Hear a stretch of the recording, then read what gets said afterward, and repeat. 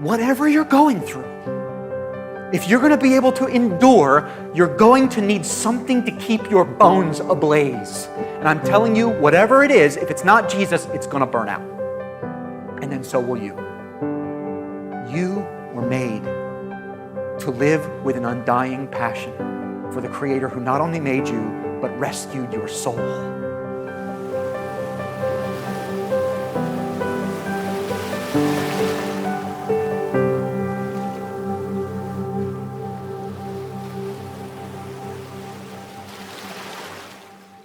Everyone on planet Earth, everyone, no exceptions. Someone will tell me there's an exception. There's no exceptions. Everyone on planet Earth is passionate about something. Everyone. Passion comes from the Latin word passio. Look on the screen. Passio means to suffer. Okay?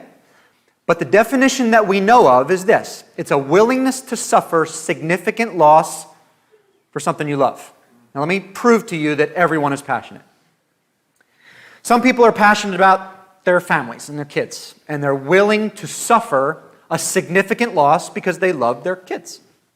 Some people, the thing that they're most passionate about, they're willing to lose sleep and money and food, and they'll sit in traffic because their highest passion is their career. They're even willing to sacrifice their families because they love their careers so much. It's misplaced passion, but it's passion nonetheless.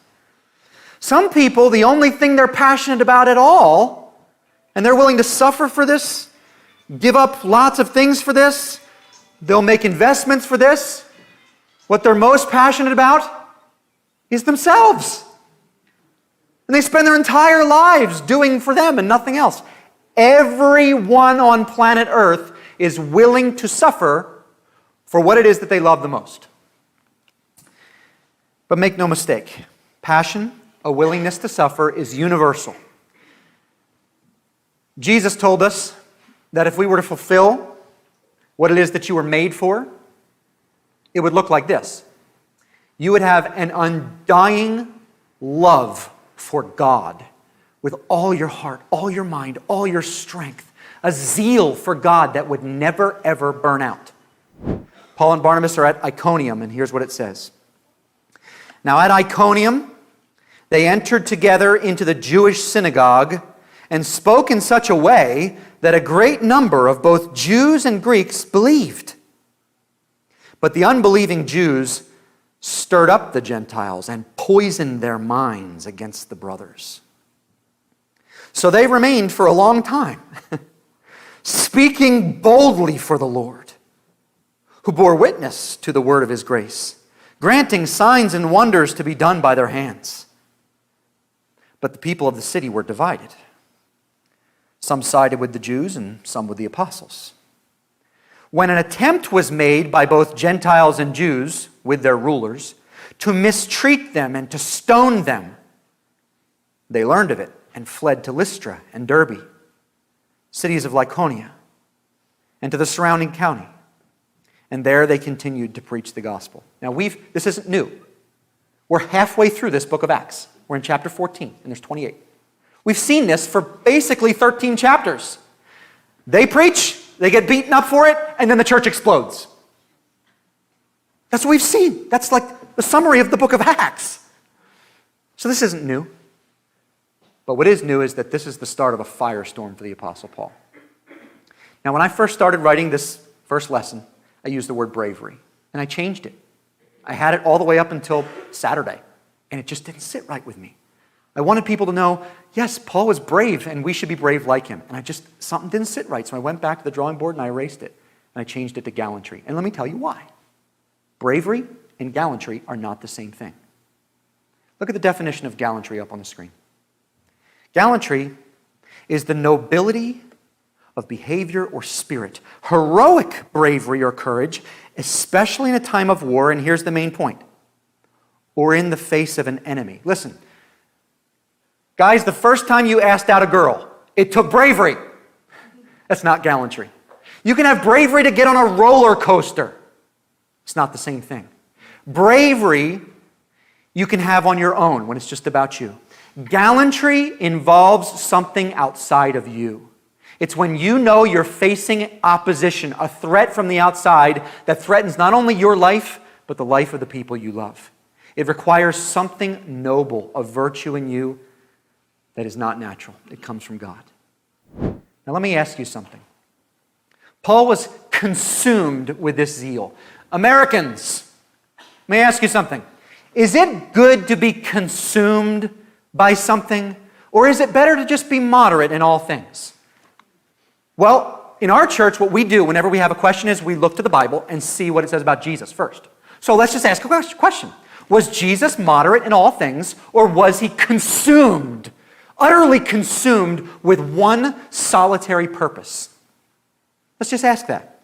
First of all, zealotry, in case you don't know what zealotry is, what it means to have zeal, look at the definition. Zealotry is a single-minded devotion to one object of absolute affection and desire. So are you supposed to be like one thing only, or are you supposed to just moderation? Let's look at Jesus. John 2. The Passover of the Jews was at hand. Jesus went up to Jerusalem. In the temple, he found those who were selling oxen and sheep and pigeons and the money changers sitting there and making a whip out of cords. He drove them all out of the temple with the sheep and the oxen. So he's driving people and animals. And he poured out the coins of the money changers and overturned the tables. And he told those who sold the pigeons, "Take these things away and do not make my Father's house a house of trade." And then his disciples remembered that it was written, "Zeal for your house will," say the word, zeal consumed him. Here's what zeal is. Look on the screen. Zeal is passionate ardor or enthusiasm. And ardor, in case you don't know what that word means, it means to burn like fire with intensity. So there's this zeal. He has this intensity about him. And it says it consumed him. Look what consumed. I'm all about showing you what it means. You don't have to take my word for anything. Look what consumed mean. I love this. Consumed is to eat all the way down. The way some of you I see when you're in the Chegg eating the wings. Some of you, it's embarrassing to eat with you. You just rip that thing apart. It's all over your face. Consumed is to eat it down to the bone so there's nothing left. Look what else it says. To eat with a rapacious, voracious appetite, leaving only ruination without hope of recovery or even remains. That's what it says about Jesus.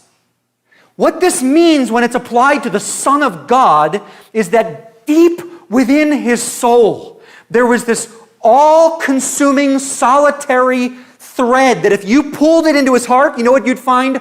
One single passion of the Christ. And you know what it was? His Father. His Father. He burned all the way down so that there's nothing left on the bone.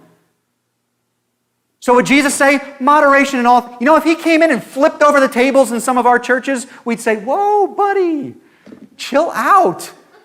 You don't have to be so crazy. Relax. That's what a zealot is. He was utterly consumed with a fire for the glory of his Father. Church, revival will begin when Christian people become zealots for God's glory. When a passion for his name burns so deeply, you actually forget about yourself because you're so in love with the God who saved your life. Hey friends, Pastor Luke just wanted to take a quick second to say thank you for watching the video. If you found it to be edifying and encouraging, make sure to hit the like and subscribe button. For more videos and sermons like this, or to watch the full-length sermon, you can find it right here on our YouTube channel or by visiting our website, www.hopeoflbi.com.